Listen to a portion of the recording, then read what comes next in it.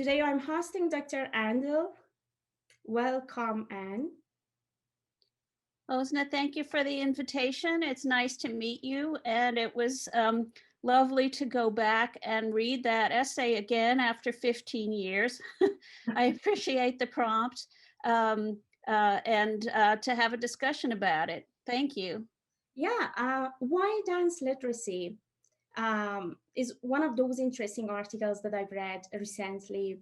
And for those who haven't read it, I highly recommend you to read it. And in this interview, I do have some questions for you about this work.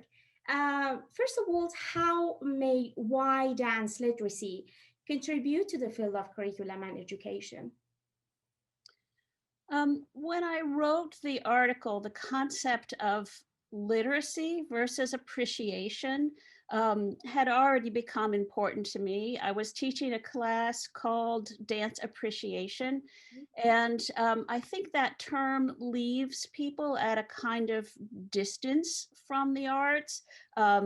As something that they're not invested in, don't do, don't understand on a practice level.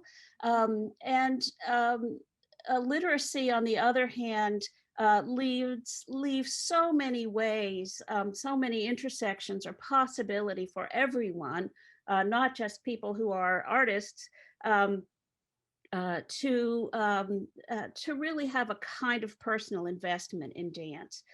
So I really like that term, literacy. At the time I used it and wrote about it in that article, I had already done a couple of other things talking about dance literacy, including a website called Accelerated Motion, um, dance literacy in the United States with a friend and well, actually a large group of friends who are dance scholars. And other folks in dance were using it. Dance notators, for example, the language of writing down choreography, use literacy for the ability to read that symbol system. And then other people, especially people working to broaden dance curricula beyond arts practices and into cultural studies, had also used that term. So I was sort of joining a group of people who had some investment in rethinking curriculum and hanging, um, using literacy as a tool to do that. And of course, since then, well, and maybe even before, you see literacy used as part of media studies, history, social studies, and physical education. They're also using it to discuss how one understands the histories and practices of those fields. I think my article made two potential contributions, one related to the construction of dance curriculum in higher ed, and the other related to K-12 schooling. In dance departments in higher ed, there's always been a kind of division between arts practices and supplemental study, including dance history, appreciation, dance studies. Um, and for me, that is a kind of false divide, and thinking about literacies helps trouble that clear division between the doing and the thinking about. One of the things that I really like is thinking about how one um, sees dance. A dancer in a studio looks at a teacher or a demonstrator in a kind of, we think, eyes to body copying of somebody else's movement. A dance critic looks at a dance, a piece of choreography, and transfers eyes to intellect in discovering the meanings of dance. But of course, they're both the same action.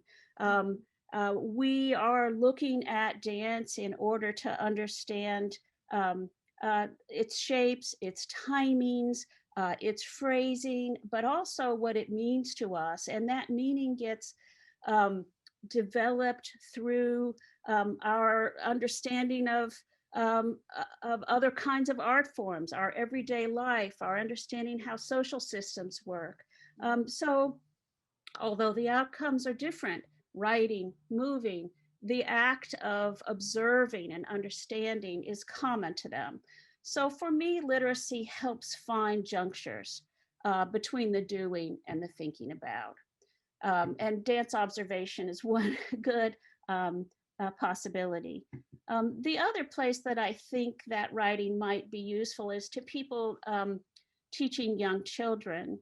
Part of the research that I did cited writers who were thinking about learning to read and the basis of reading in movement and in voicing. And we lose that as we go through schooling, that clear relationship between reading and expression. So what might be gained and what might be gained for diverse learners if we retain that tight connection between moving, personal response, and reading. Yes, thank you so much. And is there any work or book maybe that has impacted your work as an established scholar? And if yes, let us about the reason. Yes, I very much admire the work of Sue Stinson. Sue was my colleague at the University of North Carolina at Greensboro. She and was also the department head while I was there. She is a much admired scholar both for her deep sense of ethics in dealing with students in the classroom, and also because she's a wonderful writer. There were two essays that I wanted to say a little bit about.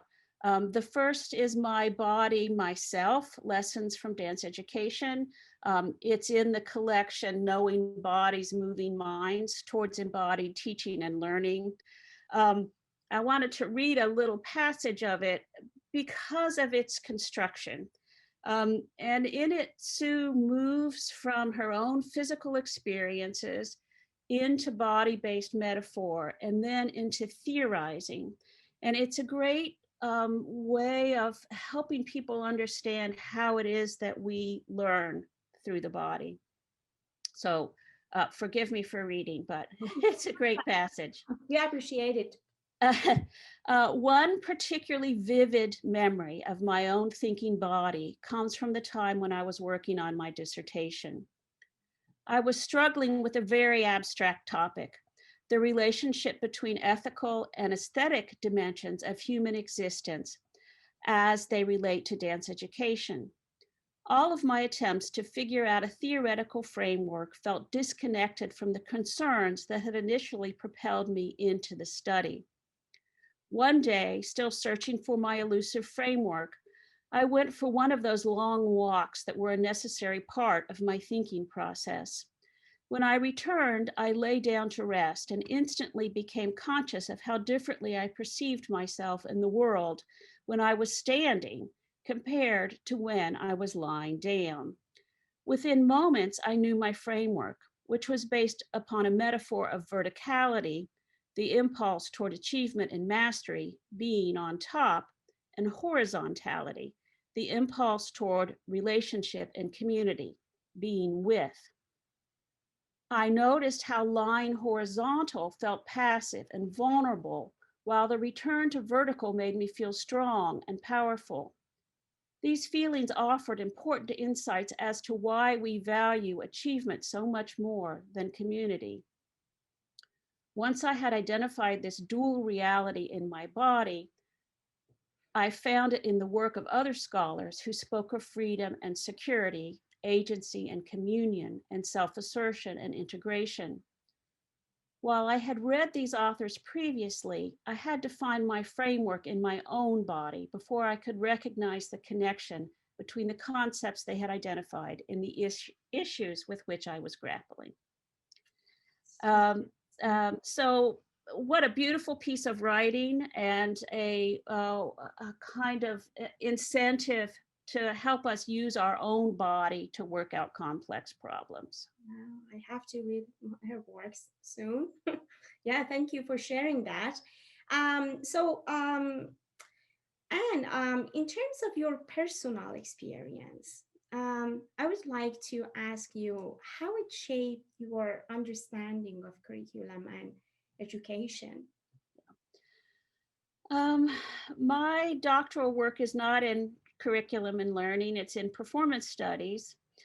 And so some of my writing is in dance history and criticism, and some is about the application of dance studies skills, historical research, movement analysis, and cultural critique, especially as it comes from feminist theory to Yeah. teaching and learning. Um, and certainly my interest has had to do with wanting to teach well. Um, and then some of it has had to do with context. For some reason, my first job was at Teachers College at Columbia University, a master's program in dance and dance education. And both the colleagues that I had there and the context of teaching in that institution drew me into wanting to understand how I was teaching and what impact that teaching might have on students. And then it just happened that I ended up again in my second job in a school with a strong master's degree in dance education. So context, colleagues that drew me into those projects. I spoke before about accelerated motion towards a new dance literacy, that website that I think is still up with Ann Albright and some other dance studies scholars, and a reader that Ann and I did early in our careers that integrated how it is that one comes to dance history as a study, especially how it is that one comes as a mover to dance history. Um, so I think I fell into it, and again, divided my practice between writing about dance history, writing about the impact of other people's choreographies, and trying to think about how those skills might be taught meaningfully to others. Yeah, and looking at the future, what issues relating to curriculum and education would you like to do more research on? Well, I talk about wanting to teach well, but I have to admit I've never um, done a study of how undergraduate students um, experience dance history classes. So one thing that I would like to do, I'm almost retired, so perhaps it's a good retirement project, to sit in dance history classrooms and to interview students about their experiences. I have found that there's a big disconnect. Graduate students tend to love dance studies work and to see how it enriches their own teaching practices and their um, own choreography and writing. But for undergraduate students, the connection is not quite so obvious. So I'm wondering about, what it is, what might benefit them and get them interested in the world of dance studies and expand their own definitions of dance and what it might mean in their lives. Yeah, and hopefully you will do all of them before you get tired. And in the face of the crisis of the COVID-19 pandemic, that these days is a big challenge for everyone, what do you think might be the new direction of research on curriculum and education? Hosna, I hoped you would ask me that question. What a time it has been, and what a time it has been in a dance department. Um, we have been teaching dance technique, choreography, really all our classes online. And so, what are the techniques that people have developed? How has it changed our definition of communities? Dance and community engagement has already been a big area of scholarship, but we used to define community as local community, but we have found in the COVID crisis, and thanks to Zoom, here we are having a conversation that might not have happened if we weren't looking for new ways to communicate with each other. Well, for example, one of my colleagues has um, a whole kind of system of workshops that she's doing. She is an Odissi dancer, a kind of classical Indian dance. And she has seminars, exchanges, teaching conversations with people who are Odissi dancers all over the world. So we have students in North Carolina, students in Ohio, students in New York and Texas, talking to students in India and indeed all over the world about their artistic practices and their understanding of how Odissi figures into their communities. We might not have come to that if we were busy working in dance studios, creating things to be performed. So I think it's profoundly changed how we teach. I certainly hope we keep the best of that enlarged sense of community. One thing that I wonder is if people are recording their Zoom sessions, and if there will be a record there to go back and study and refine those teaching techniques of dance and movement through the internet. Also very directly for dance, I think dance has, and movement, again, delivered through Zoom, has really saved some people in this time of social isolation, both because it creates a sense of community and it creates an impetus to move. So those things have been extraordinary, I think, about COVID. And the other thing that gets mixed into this at this time is that we're all thinking about the racist foundations of our teaching, of our institutions, of the systems that support our institutions, and trying to deconstruct and rethink our curriculum and teaching so that we can let new populations of people into our communities. So those two things together have made it a really extraordinary time to be teaching. Yeah. And as you mentioned, thanks for digital technology that saved our lives these days. Thank you so much for accepting JCAC's interview invitation, and I'm happy talking to you. Oh, it was great fun. Nice to meet you. Best of wishes on your own work. Thank you. Stay safe. And you.